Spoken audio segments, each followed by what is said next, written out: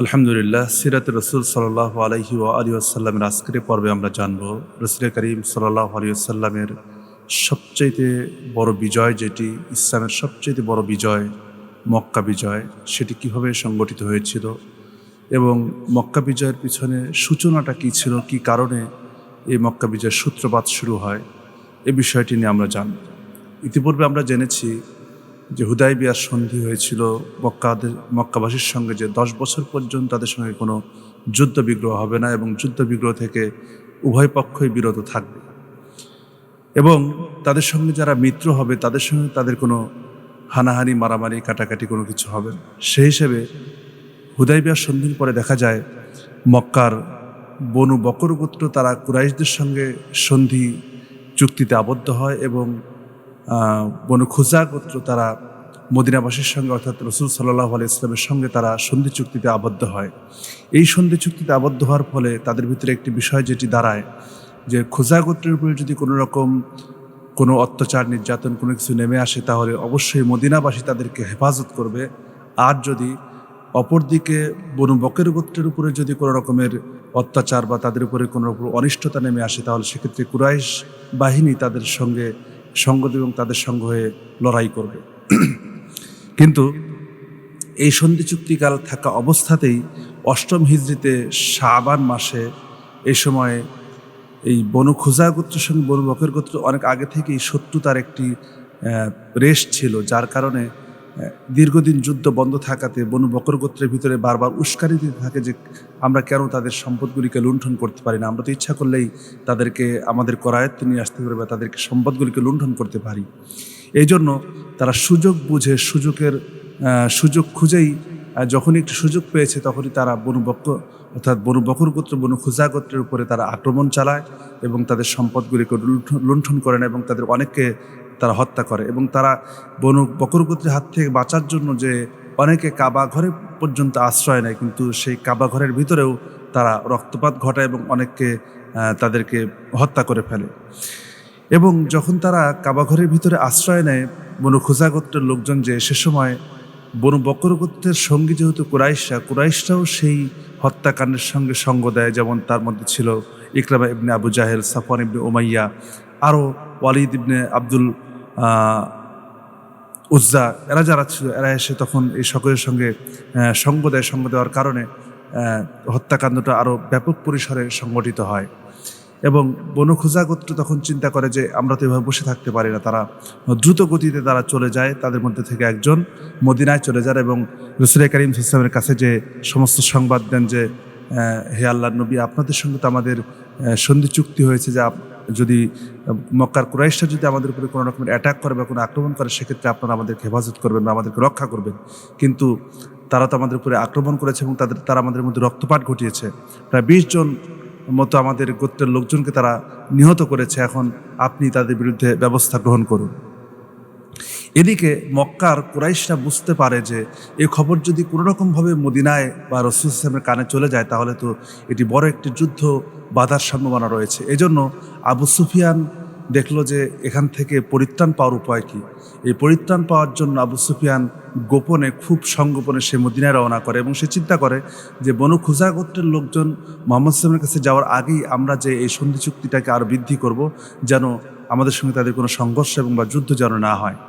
কিন্তু আবু সুফিয়ান যাওয়ার আগেই বুঝতে পারে, আবু সুফিয়ান কিন্তু জানতে পারে এবং যাওয়ার পথে প্রতিমধ্যে বনু খুজা গোত্রে একজনের সঙ্গে দেখা হয় এবং সে আবু সুফিয়ান তাকে জিজ্ঞেস করে যে আচ্ছা তুমি কোথায় থেকে আসছো। তখন সে নিজেকে গোপন করতে চায় এবং সে বুঝতে দেয় না যে আমি মুহাম্মদ সাল্লাল্লাহু আলাইহি ওয়াসাল্লামের কাছ থেকে এসেছি। কিন্তু আবু সুফিয়ান তখন তার সঙ্গী যারা ছিল তাদেরকে বলল যে তার যে উটের যে মল আছে এটাকে চেক করো, দেখো সেখান থেকে কোনো খেজুরের বীজ পাওয়া যায় কিনা। তখন সেটাকে পরীক্ষা করা হলো। আবু সুফিয়ান পরীক্ষা করে বলল সে তো মদিনা থেকে এসেছে, তার মানে খবর মুহাম্মদ সাল্লাল্লাহু আলাইহি ওয়াসাল্লামের কাছে পৌঁছে গিয়েছে। এখন যেভাবেই হোক এই আক্রমণ থেকে আমাদেরকে রক্ষা পেতে হবে বা এটা থেকে আমাদেরকে বাঁচতে হবে। উপায় কি? আবু সুফিয়ান চলে গেল। সে অত্যন্ত গোপনে সংগোপনে যেহেতু আবু সুফিয়ানের এক মেয়ে ছিল উম্মে হাবিবা, উম্মাহাতুল মুমিনিন, আমাদের মা, তিনি মুহাম্মদ সাল্লাল্লাহু আলাইহি ওয়াসাল্লামের স্ত্রী ছিলেন এবং উম্মে হাবিবার ঘরে যে আবু সুফিয়ান আশ্রয় নেয়। এবং আবু সুফিয়ান যখন উম্মে হাবিবার ঘরে যে উঠে ঘরে ঢোকার সঙ্গে সঙ্গে উম্মে হাবিবা রাদিয়াল্লাহু তাআলা আনহা উম্মাহাতুল মুমিনিন তিনি বিছানার চাদরকে উঠিয়ে ফেলেন।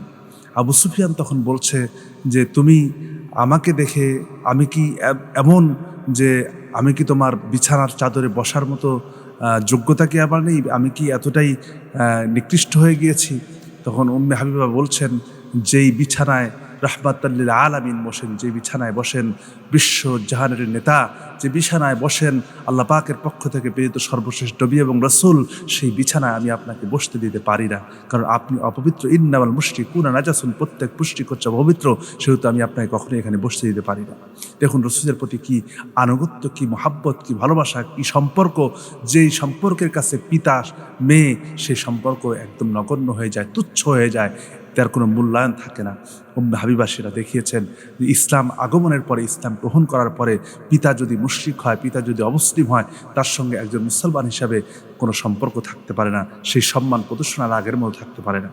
তো এটা আবু সুফিয়ানের মনে ব্যাপকভাবে দাগ কাটে যে এটা আমার মেয়ে, যাকে আমি এতদিন পর্যন্ত লালন পালন করলাম, যাকে আমি এতদিন পর্যন্ত বড় করলাম, সে আজকে আমার সঙ্গে এই ব্যবহার করলো। মুহাম্মদ সাল্লাল্লাহু আলাইহি ওয়াসাল্লাম সেই বিছানায় বসেন বলে আমাকে সেখানে বসতে দিল না। এটা কেমন কথা, এটা কেমন ধর্ম, কেমন ইসলাম?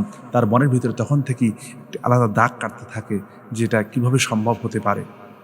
এমনকি সে প্রথমে মুহাম্মদ সাল্লাল্লাহু আলাইহি ওয়াসাল্লামের কাছে যান যে সন্ধি প্রস্তাব বাড়ানোর জন্য। তিনি কথা বলেন যে আমরা আরও 10 বছর এই সন্ধিটাকে বাড়াতে চাই, কিন্তু আল্লাহ রাসূল কোনো কথা বলেন না। সেখান থেকে সে ফিরে এসে শেষ পর্যন্ত ওমরের কাছে যায়, আবু বকরের কাছে যান, প্রত্যেকের কাছেই তিনি বিতাড়িত হন। এবং আবু বকর বলেন যে আল্লাহ রাসূল যেখানে কোনো কথা বলেন সেখানে তো আমি কোনো কথা বলতেই পারি না। হযরত ওমর বলেন, তুমি কি করে, কোন সাহসে আসছে, যেখানে রাসূল সাল্লাল্লাহু আলাইহি ওয়াসাল্লাম কোনো উত্তর দেননি, তোমাকে কোনো এ ব্যাপারে কোনো কিছু বলেননি, সেখানে তুমি কী করে আমার কাছে আসো? আর তুমি কী করে আশা করো যে আল্লাহ রাসূল যে ব্যাপারে চুপ থেকেছেন আমি তোমাকে সে ব্যাপারে কথা বলবো? শেষ পর্যন্ত সে আলীর কাছে যায় এবং আলী তাকে একটা পরামর্শ দেয়, যেহেতু তুমি আবু সুফিয়ানকে বলে যে তুমি তো আসলে কারো কাছ থেকে এরকম করে কিছু পেলে না বা কোনো সাড়া পেলে না, তুমি ইচ্ছা করলে একটা কাজ করতে পারো, মদিনায় উপকণ্ঠে দাঁড়িয়ে তুমি চিৎকার করে বলতে পারো যে আমরা আমাদের পক্ষ থেকে এই চুক্তির মেয়াদকে আর 10 বছর পর্যন্ত বাড়িয়ে দিলাম। তো এইটা আসলে মূলত আলীর উদ্দেশ্য ছিল আবু সুফিয়ানকে হাস্যকর হিসেবে পরিণত করা। তো আবু সুফিয়ান দেখলো যে অন্ততপক্ষে এই কাজটা যদি করি, তাও তো অন্তত লোকরা জানবে যে আমরা এই সন্ধির মেয়াদ বাড়িয়েছি বা চুক্তি বাড়িয়েছি, হয়তো মুহাম্মদ সাল্লাল্লাহু ডাকলে পরেও তারা হয়তো সাড়া দেবেন না। এরকম একটা চিন্তা আবু সুফিয়ানের মাথায় ছিল।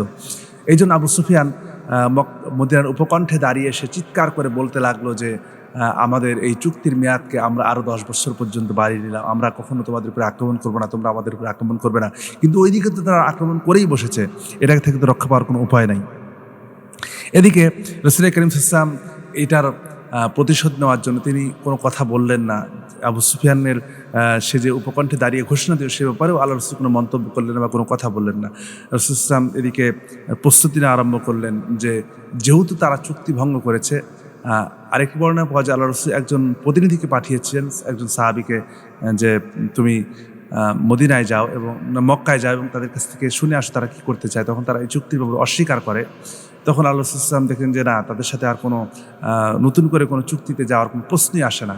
এবং রাসূল সাল্লাল্লাহু আলাইহি ওয়াসাল্লাম তখন সাহাবীদেরকে নিয়ে প্রস্তুতি এনে আরম্ভ করেন এবং তিনি খুব সঙ্গোপনে আল্লাহর হাবিব এই প্রস্তুতি সম্পন্ন করেছিলেন, যেন কাউকে বুঝতে দেন নাই যে আমরা মদিনা অ্যাটাকের জন্য বা মক্কা অ্যাটাকের জন্য, মক্কা আক্রমণ করার জন্য যাচ্ছি। আর উদ্দেশ্য এটা ছিল না যে আল্লাহর হাবিব সাল্লাল্লাহু আলাইহি ওয়াসাল্লাম যে মক্কাকে অ্যাটাক করবেন, মক্কাকে আক্রমণ করবেন। তো নবী করিম সাল্লাল্লাহু আলাইহি ওয়াসাল্লাম যখন এই মক্কায় যাবেন বা মক্কায় জন্য সৈন্য প্রস্তুত করছেন, রিক্রুট করছেন, এটা মোটামুটি সংখ্যায় অনেক ছিল, প্রায় 10,000-এর মতো। দেখুন হুদাইবিয়া সন্ধির সময় যেখানে মুসলমানের সংখ্যা ছিল 1400 থেকে 1800 জন, বা পরবর্তী যখন আগের বছর 7ম হিজরিতে উমরাতুল কাজা করলেন, তখনও মুসলমানদের সংখ্যা আল্লাহর হাবিব নিয়ে গিয়েছেন মাত্র 2000, কিন্তু এবারে আল্লাহ রাসূল 10,000 সৈন্য রিক্রুট করতে পেরেছেন। তার মানে এই সময়টাতে হুদাইবিয়া সন্ধির ফলে মুসলমানদের সংখ্যা চতুর্দিকে এত ব্যাপকভাবে ছড়িয়েছে এবং ইসলামের চতুর্দিকে ইসলামের আওয়াজ এবং ইসলামের বিজয়ের ধ্বনি এমনভাবে ছড়িয়েছে যে চতুর্দিক থেকে লোকরা ইসলাম গ্রহণ করার কারণে মুসলমানদের সংখ্যা তখন অনেক বেড়ে গিয়েছিল। তো সেই সময় মক্কার অনেকেই যারা হিজরত করে মদিনা এসেছেন, কিন্তু তাদের স্ত্রী পুত্র পরিবার পরিজন তারা মক্কায় ছিল, তাদের অনেকের ধারণা ছিল যে হয়তো যদি আল্লাহ রসুল যদি এখান থেকে 10,000 সৈন্য নিয়ে মদিনার মক্কায় যদি যান, হয়তো মক্কাবাসী তাদের পরিবার পরিজন বা তাদের স্ত্রী সন্তানদের উপরে অত্যাচার করতে পারে বা কাফেররা তাদেরকে মেরে ফেলতে পারে, এইরকম একটা আশঙ্কা কিছু সাহাবীর মনে, সবাই না, কিছু সাহাবীর মনে ছিল। তার মধ্যে একজন ছিলেন বদরি সাহাবী, তিনি বদরে অংশগ্রহণও করেছেন। এরকম সাহাবী ছিলেন হাতিব ইবনে আবি বালতা রাদিয়াল্লাহু তাআলা আনহু। তিনি মনে করলেন যে তার পরিবার পরিজন এবং তার পরিবার পরিজনকে বাঁচানোর জন্য তিনি চিন্তা করলেন, আমি যদি আল্লাহ রাসূল যে এখান থেকে মদিনা থেকে 10,000 সৈন্যবাহিনী নিয়ে মক্কা অ্যাটাক করার জন্য যাচ্ছেন, এই খবরটা যদি আমি কুরাইশদেরকে দিয়ে দিই, হয়তো তারা আমার পরিবার পরিজন বা সন্তান সন্ততিদেরকে তারা হেফাজত করবে। এই চিন্তা করে সে একজন মহিলার মাধ্যমে সে একটি চিঠি লিখে মক্কাবাসীর উদ্দেশ্যে এই চিঠিটা পাঠানোর চেষ্টা করলো। কিন্তু আল্লাহ রাব্বুল আলামিন ওহির মাধ্যমে তার হাবিবকে জানিয়ে দিলেন যে এরকম একজন মহিলা সে চিঠি নিয়ে এই সংবাদ নিয়ে যাচ্ছে মক্কার উদ্দেশ্যে। তো নবী করিম সাল্লাল্লাহু আলাইহি ওয়াসাল্লাম এই সংবাদ পাওয়ার পরে আলী এবং জুবাইর রাদিয়াল্লাহু আনহু দুইজন সাহাবীকে পাঠিয়ে দিলেন তাকে অ্যাটাক করার জন্য। এবং অনেক দূর যাওয়ার পরে এই মহিলাকে তারা ধরলো এবং গ্রেফতার করার পরে তাকে বলা হলো যে তাকে তল্লাশি করা হলো, তল্লাশি করে কোনো কিছু পাওয়া গেল না। কিন্তু শেষ পর্যন্ত যেহেতু আল্লাহ রসুল বলেছেন যে তার কাছে চিঠি আছে, এই জন্য আলী এবং জুবাইর রাদিয়াল্লাহু তাআলা তারা জোর দিয়ে বললো, তুমি যদি তোমার কাছে যে চিঠি আছে বা তোমার কাছে সংবাদ আছে যদি বের করে না দাও, তাহলে তোমাকে হত্যা করা হবে। এবং সে হত্যার ভয়ে শেষ পর্যন্ত তার মাথার চুল থেকে, খোপা থেকে, অথবা আরেকটি বর্ণনা এসেছে তার কোমর থেকে সে চিঠিটা বের করে দেয়। এবং আলী রাদিয়াল্লাহু তাআলা সেই চিঠি নিয়ে মদিনায় যখন আসেন, তো রাসূল সাল্লাল্লাহু আলাইহি ওয়াসাল্লাম তখন হাতিব ইবনে আবি বালতা রাদিয়াল্লাহু তাআলাকে ডাকলেন যে তুমি কেন এই কাজটা করেছো, তোমাকে কিসে উদ্বুদ্ধ করলে এই কাজ করার জন্য? তখন সেই সাহাবী বলছেন, ইয়া রাসূলুল্লাহ, আমি আসলে ইচ্ছা করে করিনি, আমার উদ্দেশ্য ছিল এইরকম যে আমার স্ত্রী পরিবার পরিজন সেখানে আছে, তারা আমরা যদি এই খবরটা দিতে পারি বা আমি যদি খবর পৌঁছাই, হয়তো তারা আমার স্ত্রী সন্তান পরিবার পরিজনকে তারা রক্ষা করবে, এই জন্য আমি মূলত তাদেরকে এই চিঠিটা দিয়েছিলাম। তো ওই সময় আল্লাহ রাব্বুল আলামিন আয়াত নাযিল করে জানিয়ে দিলেন যে কখনোই একজন মুশরিক কখনো মুসলমানদের বন্ধু হতে পারে না, সে কখনো তোমাদের উপকারে আসতে পারে না, সুতরাং তোমরা এই কাজ করো না। তো আল্লাহ রাব্বুল আলামিন এমন সময় ওমর রাদিয়াল্লাহু তাআলা এসে বলছেন, ইয়া রাসূলুল্লাহ, আপনি অনুমতি দেন আমি তার শিরচ্ছেদ করে দিই। মানে ওমর রাদিয়াল্লাহু তাআলা এত রেগে গেলেন হাতিব ইবনে বালতা রাদিয়াল্লাহু তাআলার উপরে, তিনি শিরচ্ছেদ করার জন্য আল্লাহ রাসূলের কাছে অনুমতি চাইলেন। কিন্তু নবী করিম সাল্লাল্লাহু আলাইহি ওয়াসাল্লাম বললেন যে ওমর, কিছুক্ষণের জন্য শান্ত হও, চুপ থাকো, কারণ জানি না আল্লাহ রাব্বুল আলামিন হয়তো তার মাধ্যমে কোনো উত্তম ফায়সালা রেখেছেন। আর তুমি তো জানো যে আল্লাহ তাআলা বদরের সাহাবীদের আগের এবং পরের সমস্ত গুনাহকে মাফ করে দিয়েছেন, সুতরাং তুমি তার ব্যাপারে কোনো ব্যবস্থা গ্রহণ করতে পারো না। তো আল্লাহর হাবিব সাল্লাল্লাহু আলাইহি ওয়াসাল্লাম প্রায় 10,000 সৈনিক নিয়ে তিনি রওনা করলেন। এবং এই 10,000 সৈনিক নিয়ে যখন তিনি বের হলেন, তখন বনু সুলাইম থেকে প্রতিমধ্যে 700 জন আরও যোগ দিল এবং বনু জুমাইনা গোত্র থেকে আরও 1,000 জন তারাও এসে এই সৈন্যবাহিনীতে যোগ দিল।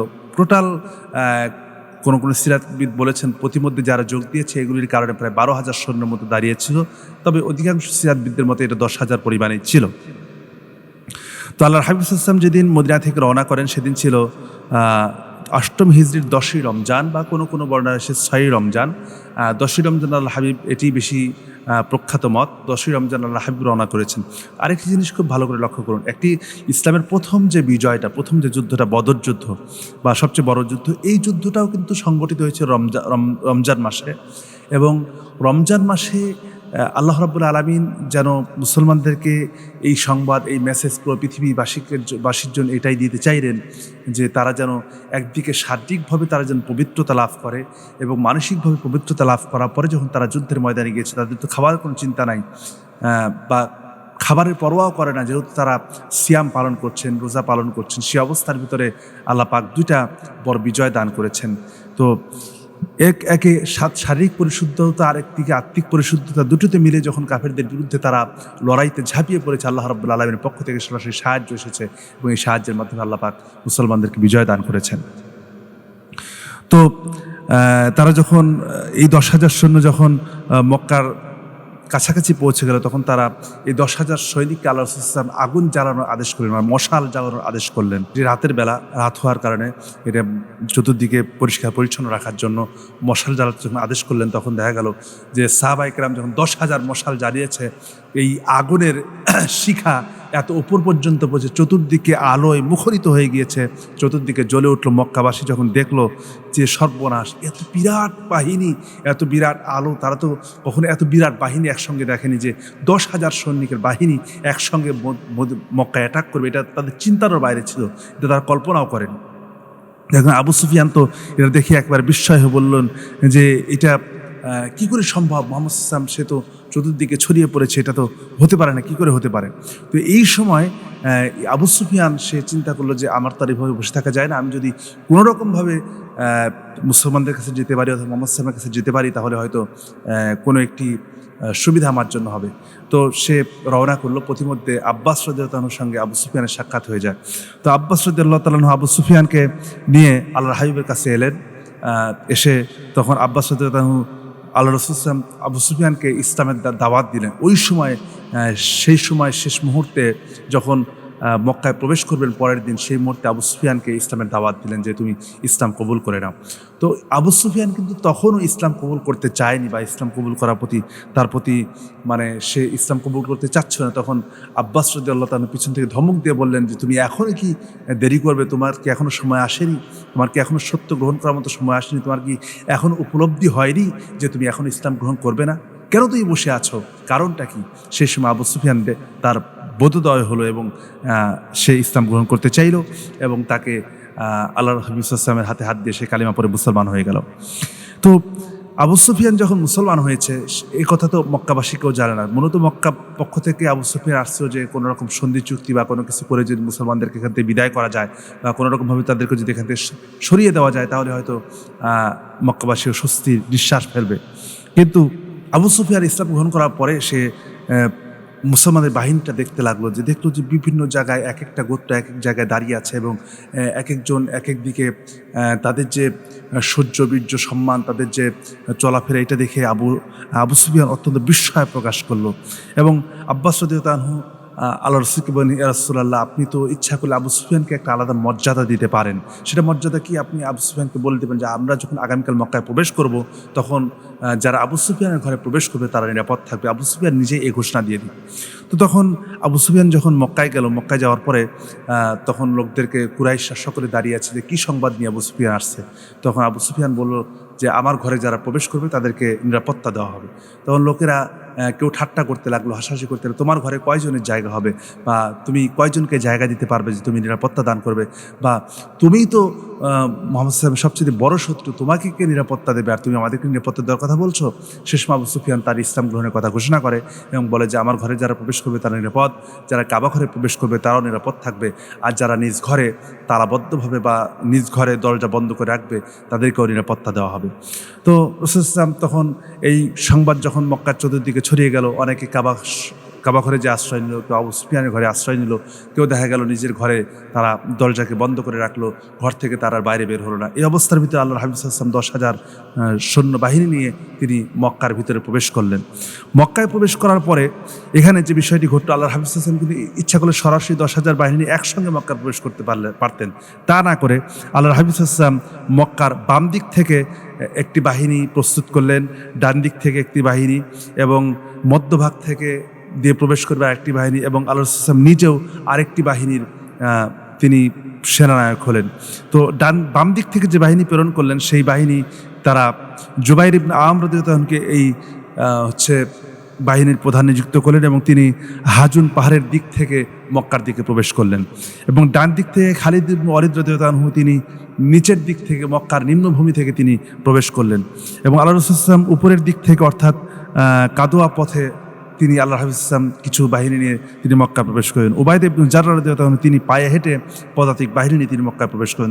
তার মানে দেখা গেল যে মক্কার চতুর্দিক থেকে সারাশি অ্যাটাক, মানে চতুর্দিক থেকে আল্লাহর হাবিব সাল্লাল্লাহু আলাইহি ওয়াসাল্লাম এক একটা বাহিনী মক্কার এক দিক থেকে প্রবেশ করার কারণে দেখা গেল তারা সারাশি অ্যাটাকের মধ্যে পড়ে গেল, তাদের আর কোনো দিকে যাওয়ার মতো কোনো সুযোগ ছিল না। তো এই সময় নবী করিম সাল্লাল্লাহু আলাইহি ওয়াসাল্লাম বলেছিলেন যে বিশেষ করে যারা ইসলামের চূড়ান্ত শত্রু ছিল, চূড়ান্ত দুশমন, বিশেষ করে ইকরামা ইবনে আবু জাহেল, আবদুল্লাহ ইবনে সাদ, হুয়াইরিস ইবনে নুকাইজ এবং হুব্বাব ইবনে আসওয়াদ, মিকওয়াস ইবনে সুরারা, এবং দুই গায়িকা নারী যারা আল্লাহর রাসূলকে সবচেয়ে বেশি কষ্ট দিয়েছে, এবং সফওয়ান ইবনে উমাইয়া এবং হিন্দা, সেই সাথে ওয়াহশি, এদের ব্যাপারে আল্লাহ রাসূল সাল্লাল্লাহু আলাইহি ওয়াসাল্লাম বললেন যে তাদের কোনো ক্ষমা নাই, তাদেরকে যেখানে পাবে তাদেরকে হত্যা করবে।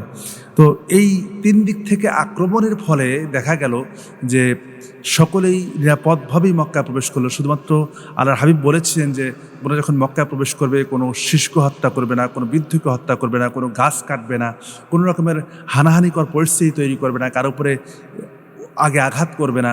যদি কেউ আঘাত করতে আসে বা বাধা দিতে আসে তাদেরকে প্রতিহত করতে পারো। তো তিন দিক থেকে তারা সাধারণভাবেই তারা বাধা সম্মুখীন হয়নি, তারা মক্কায় প্রবেশ করেন।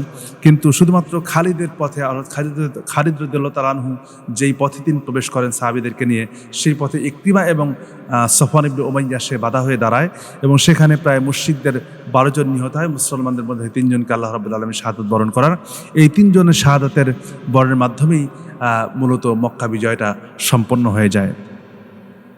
তো এদিকে ইকরিমা যেহেতু একদিকে আল্লাহর হাবিব সাল্লাল্লাহু আলাইহি ওয়াসাল্লাম তাকে তার ব্যাপারে ঘোষণা করেছেন তাকে যেখানে পাবে সেখানে হত্যা করবে, হত্যাকারীদের মধ্যে সে ছিল একজন। আবার ওদিকে সফওয়ান ইবনে উমাইয়াও ছিল। তো ইকরিমা ইবনে আবু জাহল সে তো ইসলামের পরে সবচেয়ে বেশি মানে মুসলমানদের ক্ষতি, আবু জাহেলের অর্থাৎ পিতা মৃত্যুর পরে সবচেয়ে মুসলমানদের বেশি ক্ষতি করার চেষ্টা করেছে ইকরিমা ইবনে আবু জাহেল।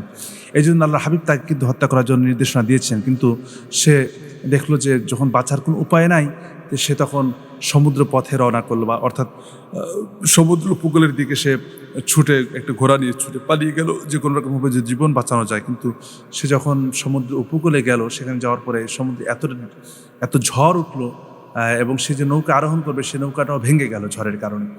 তখন সে মানে আল্লাহর কাছে সাহায্য না আছে, সে তখন লাত উজ্জার কাছে সাহায্য চাচ্ছে যে আমাকে সাহায্য করো বা আমাকে এই বিপদ থেকে বাঁচাও, এই ঝড়ের কবল থেকে বাঁচাও।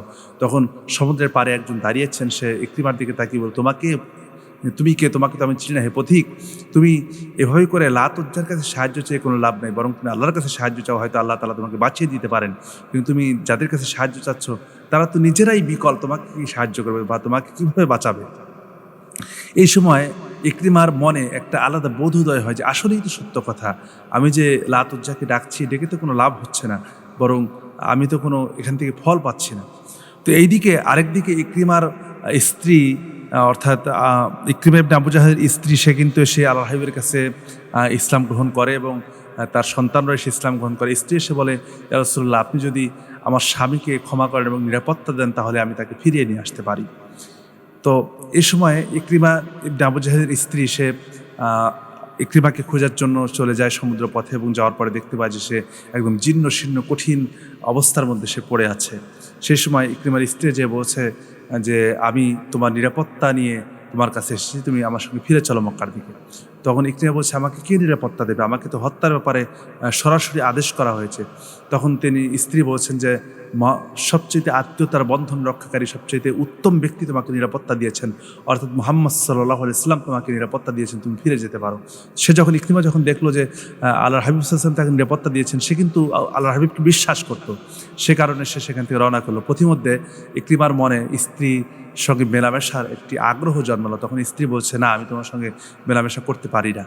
এবং সে বলছে যে তুমি এখনও মুশরিক, আর আমি তো আল্লাহর হাবিবের হাতে হাত দিয়ে কালিমা পড়ে মুসলমান হয়ে গেছি, সুতরাং তোমার সঙ্গে আমার কোনো সম্পর্ক থাকতে পারে না। তুমি যখন মুসলমান হবে তখন তোমার সঙ্গে আবার আমার বৈধ সম্পর্ক তৈরি হবে।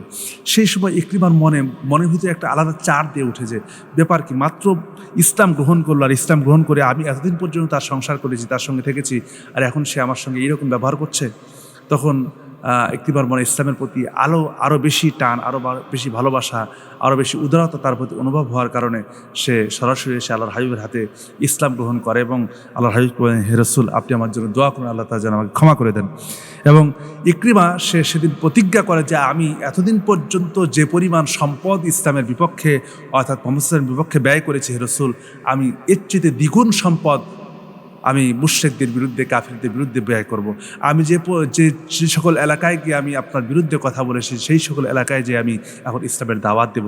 এইভাবে করে ইকরিমা ইবনে আবু জাহল কিন্তু অত্যন্ত পাক্কা মুসলমান হয়েছিল এবং সে ব্যাপক পরিমাণে ইসলামের খেদমত করে। পরবর্তীতে প্রতিটি যুদ্ধে সে মুসলমানের পক্ষে অংশগ্রহণ করে এবং ইয়ারমুকের যুদ্ধে সে শাহাদাত বরণ করে পরবর্তীতে। এবং সে কিন্তু এতটা অবস্থায় এতটা বেশি ইসলামের জন্য কাজ করেছে, যে তার যুদ্ধের পরে যখন সে শহীদ হয়ে যায় তার শরীরে গুণে দেখা যায় প্রায় 80টির উপরে তার শরীরে আঘাত রয়েছে। সে অবস্থায় ইকরিমা ইবনে আবু জাহেল দুনিয়া থেকে বিদায় হয়ে যায় এবং শাহাদাত বরণ করেন।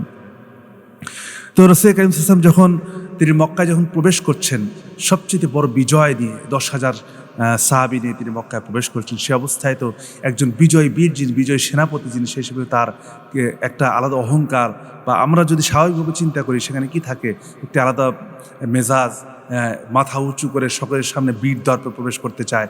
কিন্তু রাসূল করিম সাল্লাল্লাহু আলাইহি ওয়াসাল্লাম যখন মক্কায় প্রবেশ করছেন, হাদিসে এসেছে তখন আল্লাহর হাবিব তিনি এতটা বিনয় প্রকাশ করেছিলেন যে বিনয়ের কারণে তিনি যে উটের পিঠে বসেছিলেন তার মাথাটা উটের কুজের সঙ্গে ঠেকে যাচ্ছিল। এবং এই বিনয় দেখে মক্কাবাসীও তারাও আশ্চর্য বোধ করছেন যে একজন বিজয়ী বীর যিনি মক্কায় প্রবেশ করছেন। সকলে চতুর্দিকে বিভিন্ন পাহাড়ে যারা লুকিয়েছিল বা ঘরের ভিতরে যারা লুকিয়েছিল তারা ভিতর থেকে দেখছিল যে আল্লাহর হাবিব সাল্লাল্লাহু আলাইহি ওয়াসাল্লাম কীভাবে করে মক্কায় প্রবেশ করেন, এবং তার বিনয় দেখে সকলে আশ্চর্য হয়ে যায় যে একজন এত বড় বিশাল বাহিনী নিয়ে যিনি প্রবেশ করছেন তার ভিতরে এতটা বিনয়। তো তিনি যখন কাবা ঘরের দিকে গেলেন, আস্তে আস্তে কাবার পাশে গেলেন এবং সেখানে দাঁড়িয়ে তিনি সূরা ফাতহা তিলাওয়াত করতে লাগলেন। ইন্না ফাতাহনা লাকা ফাতহাম মুবিনা। রাসূল করিম সাল্লাল্লাহু আলাইহি ওয়াসাল্লাম সূরা ফাতহা তিলাওয়াত করছেন এবং তার চোখ দিয়ে অনবরত পানি পড়ছে। আল্লাহর হাবিব সাল্লাল্লাহু আলাইহি ওয়াসাল্লাম কাবার পাশে দাঁড়ালেন এবং তিনি কাবা শরীফের যে 360টা মূর্তি ছিল, আমরা কিন্তু মূর্তি সম্পর্কে সেই শুরুর দিকে বলেছি, এটা ছিল মূলত একটা মিউজিয়ামের মতো। কাবা শরীফটাকে তারা মনে করতো যে প্রত্যেকটা গোত্র মনে করতো যে আমাদের মূর্তি যদি কাবা শরীফে স্থাপন করতে পারে তাহলে আমাদের গোত্রে একটা আলাদা মর্যাদা আছে, আলাদা সম্মান আছে। এই জন্য বিভিন্ন গোত্র এসে তারা তাদের মূর্তিগুলিতে কাবা স্থাপন করতো। তো আল্লাহ হাবিব সাল্লাল্লাহু আলাইহি ওয়াসাল্লাম যখন কাবা ঘরে প্রবেশ করছেন তখন পড়ছেন কুল জাআল হক ওয়া যাহাকাল বাতিল ইন্নাল বাতিলা কানা যাহুকা। একটি করে আয়াতে কারিমা তিলাওয়াত করছেন একবার করে, আর একটি করে মূর্তিকে অপসারণ করছেন। মূর্তি যখন অপসারণ করা হয়ে গেল, কাবা শরীফ পরিপূর্ণ সাফ হয়ে গেল, পরিপূর্ণ মূর্তিগুলিকে শেষ করে দিলেন। আল্লাহর হাবিব সাল্লাল্লাহু আলাইহি ওয়াসাল্লাম তখন সাহাবায়ে কেরামকে নিয়ে 10,000 সাহাবীকে নিয়ে কাবা শরীফকে 7বার তাওয়াফ করলেন। তাওয়াফ করে তিনি কাবার ভিতরে প্রবেশ করলেন। কাবার চাবি ছিল ওসমান ইবনে তালহা রাদিয়াল্লাহু তাআলা আনহুর হাতে। তিনি তো আগে ইসলাম গ্রহণ করেছিলেন এবং তিনি ইসলাম গ্রহণ করার কারণে আল্লাহর হাবিব সাল্লাল্লাহু আলাইহি ওয়াসাল্লাম তার হাতে থেকে চাবি নিলেন, কাবা ঘরে চাবি খুললেন এবং কাবায় প্রবেশ করলেন। প্রবেশ করে তিনি এটাকে সুন্দর করে পরিষ্কার পরিচ্ছন্ন করলেন এবং সেখানে এটাকে পরিষ্কার পরিচ্ছন্ন করে দিলেন। এবং তিনি কাবার ছাদে উঠলেন বেলালকে সঙ্গে করে। বেলাল রাদিয়াল্লাহু আনহু কাবার ছাদে উঠলেন। ছাদে ওঠার পরে আল্লাহর হাবিব সাল্লাল্লাহু আলাইহি ওয়াসাল্লাম ছাদে উঠে কুরাইশের চতুর্দিকে লোকেরা দাঁড়িয়ে আছে, তারা আল্লাহর হাবিবের সঙ্গে সাক্ষাৎ করার জন্য এসেছে। এমন সময় আল্লাহর হাবিব তাদেরকে জিজ্ঞেস করলেন যে হে কুরাইশ, তোমরা আমার কাছে কেমন আচরণ আশা করো, তোমরা আমার কাছে কেমন প্রত্যাশা আশা করো? তখন তারা বলল যে ইউসুফ আলাইহিস সালাম ইউসুফ আলাইহিস সালাম ভাইরা তার কাছে যেমন আচরণ আশা করেছিল আমরাও আপনার কাছ থেকে তেমন আচরণ আশা করি। আল্লাহর হাবিব সাল্লাল্লাহু আলাইহি ওয়াসাল্লাম তখন বললেন লা তাসরিবা আলাইকুম ইয়াউম, আজকে তোমাদের প্রতি আমার কোনো ক্ষোভ নাই, তোমাদের প্রতি কোনো বিদ্বেষ নাই, আমি তোমাদেরকে সাধারণ ক্ষমা ঘোষণা করে দিলাম। রাসূল সাল্লাল্লাহু আলাইহি ওয়াসাল্লাম যখন সাধারণ ক্ষমা ঘোষণা করলেন তখন কুরাইশরা অত্যন্ত আনন্দ চিত্তে তারা ঘরে ফিরে গেল। অনেকে ইসলাম গ্রহণ করলো সাধারণ ক্ষমা পাওয়ার পরে, অনেকে ইসলাম গ্রহণ করে না এবং তাদের প্রতি পরবর্তীতে মুশরিক হিসেবে থাকার জন্য জিজিয়া কর আরোপ করা হয়। প্রাথমিকভাবে যেটা করা হয়, পরবর্তীতে কোনো মুশরিক সেখানে অবস্থান করতে পারেনি।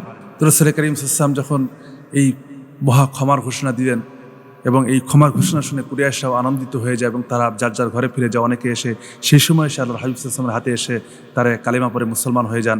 আবার অনেকে পরবর্তীতে ইসলাম গ্রহণ করেন। সেই সময় হয়তো অনেকে ইসলাম গ্রহণ করেনি, তাদের মনের ভিতরে যখন ইসলামের প্রতি আলাদা ভালোবাসা এবং আন্তরিকতা জন্মে তারা পরবর্তী আস্তে আস্তে ইসলাম গ্রহণ করতে থাকে। তো আল্লাহর হাবিব সাল্লাল্লাহু আলাইহি ওয়াসাল্লাম তখন বেলালকে যখন জোহরের সময় হয়ে যায়, এমন সময় বেলাল রাদিয়াল্লাহু আনহু কাবার ছাদে অবস্থান করছেন, কাবা পরিষ্কার করছিলেন।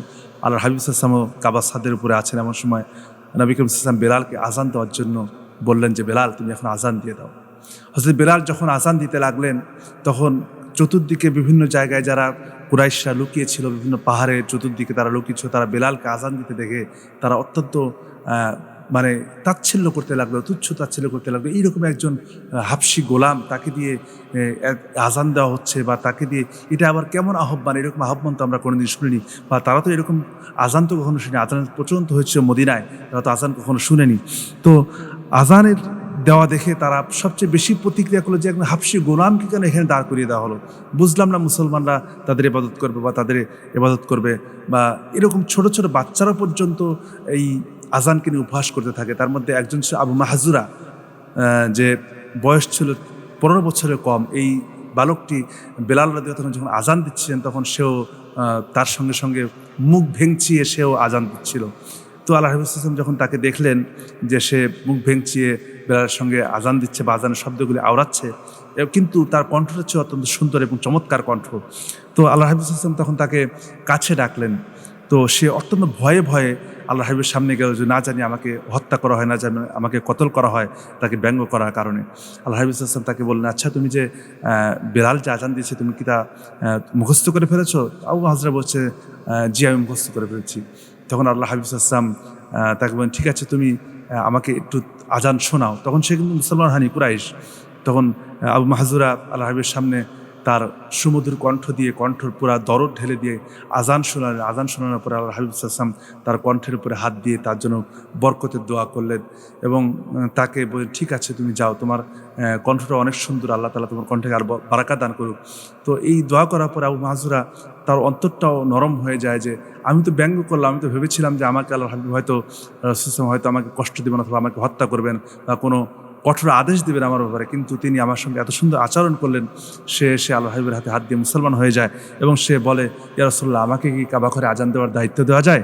তখন আল্লাহ হাবিব সাল্লাল্লাহু আলাইহি ওয়াসাল্লাম কিন্তু তাকে কাবা ঘরে আজান দেওয়ার দায়িত্ব তাকে অর্পণ করেছেন এবং তিনি তার বংশ থেকে পরবর্তী দীর্ঘকাল পর্যন্ত এখনও পর্যন্ত তার বংশ থেকে একজন না কোনো মুয়াজ্জিন এখনও কাবা শরীফে আছে।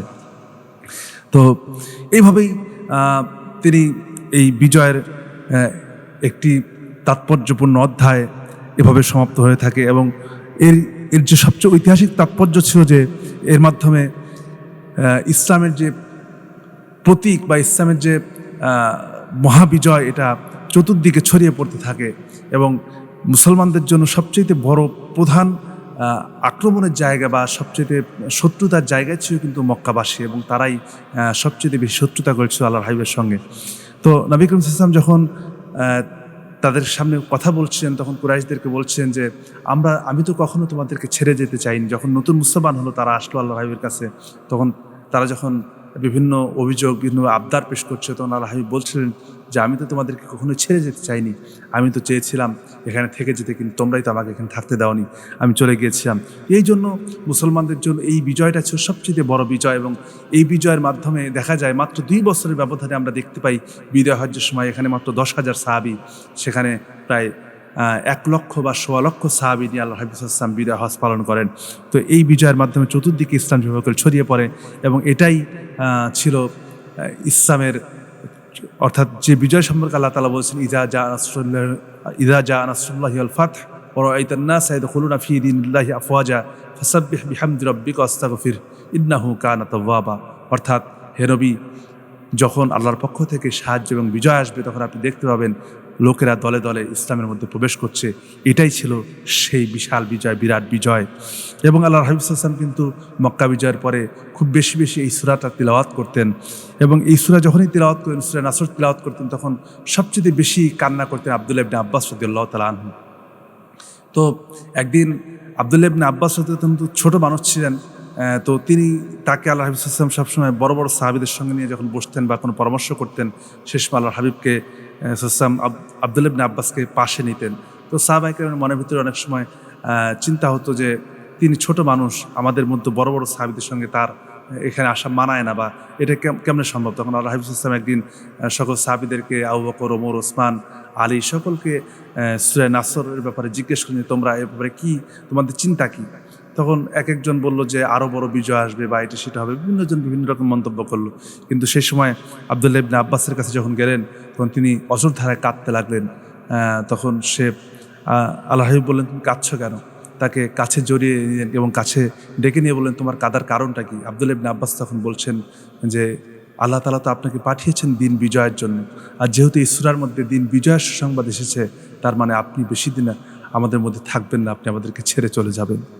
তো এটাই ছিল মক্কা বিজয়ের মূলত আল্লাহর পক্ষ থেকে ঘোষণা। এই সূরা আল্লাহ তাআলা দিয়েছে এবং সর্বশেষ নাজিলকৃত পূর্ণাঙ্গ সূরা কিন্তু এটি। এছাড়াও খণ্ড খণ্ড অনেক আয়াত পরবর্তী নাজিল হয়েছে, কিন্তু সর্বশেষ নাজিলকৃত পূর্ণাঙ্গ সূরা ছিল এটি।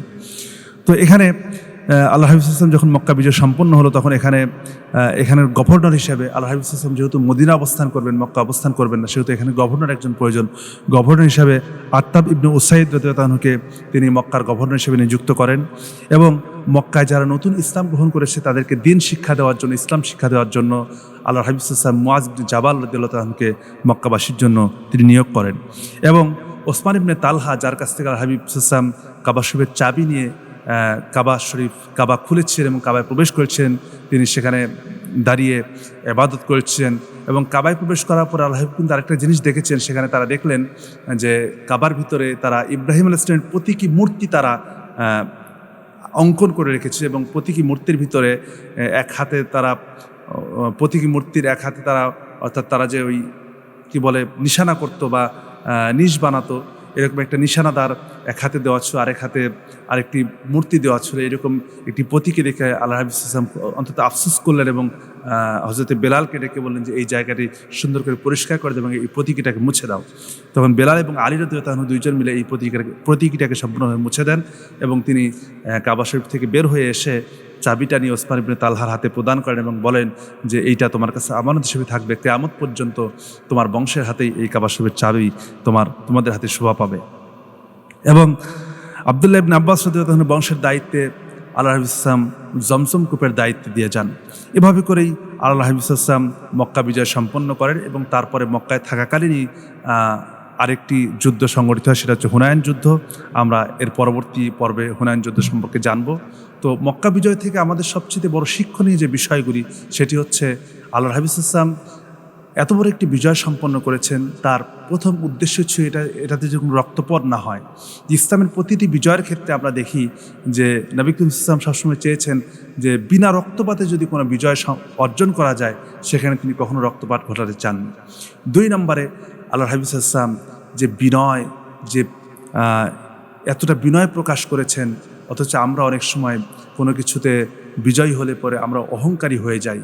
কিন্তু অহংকারী হওয়াটা কোনো মুসলমানের জন্য বা কোনো আল্লাহর বান্দার জন্য শোভা পায় না। আল্লাহ রাসূল শিখিয়ে দিয়েছেন বিজয়কে কীভাবে উদযাপন করতে হয়, ইস্তেগফারের মাধ্যমে, দোয়ার মাধ্যমে, আল্লাহর কাছে বিনয়ের মাধ্যমে, কান্নাকাটি করার মাধ্যমে বিজয় উদযাপন করা। এবং রাসূল করিম সাল্লাল্লাহু আলাইহি ওয়াসাল্লাম যে সাধারণ ক্ষমা ঘোষণা করলেন, একমাত্র সরাসরি বিদ্রোহী যারা, তারাও যখন এসে ক্ষমা চেয়েছেন, ইকরিমা ইবনে আবু জাহেল, সাফওয়ান ইবনে উমাইয়া, আল্লাহর হাবিব কিন্তু তাদেরকেও পরবর্তী ক্ষমা করেছেন। হিন্দাকে ক্ষমা করেছেন, ওয়াহশিকে ক্ষমা করেছেন, যাদের ব্যাপারে হত্যার নির্দেশ দিয়েছেন ক্ষমা করবেন না বলে, তারাও যখন ক্ষমা প্রার্থী হয়েছে, আল্লাহর হাবিব সাল্লাল্লাহু আলাইহি ওয়াসাল্লাম কিন্তু তাদের উপরে প্রতিশোধ নেননি, বরং ক্ষমা করে দিয়েছেন। এখান থেকে আমাদের শিক্ষা নেওয়া উচিত জীবনের, রাজনৈতিক জীবনে, অর্থনৈতিক জীবনে বা বাস্তব প্রায়োগিক জীবনে। আমাদের এখান থেকে শিক্ষা গ্রহণ করলে পরে আমরা রাসূলের সেই আদর্শকে গ্রহণ করতে পারব এবং সেই আদর্শের মাধ্যমে আমরা যদি মানুষের ভিতরে সেই আদর্শকে ছড়িয়ে দিতে পারি, ভালোবাসা দিয়ে মানুষের যে মন জয় করা যায়, সেটি কখনো কঠোরতা দিয়ে অর্জন করা যায় না। সুতরাং আল্লাহ তাআলা আমাদেরকে বোঝার এবং রাসূলের জীবনকে আদর্শ হিসেবে গ্রহণ করার তৌফিক আমাদেরকে দান করুক। আল্লাহুম্মা আমিন। ওয়া আখির দাওয়ানা আলহামদুলিল্লাহি রাব্বিল আলামিন। আসসালামু আলাইকুম ওয়া রাহমাতুল্লাহ।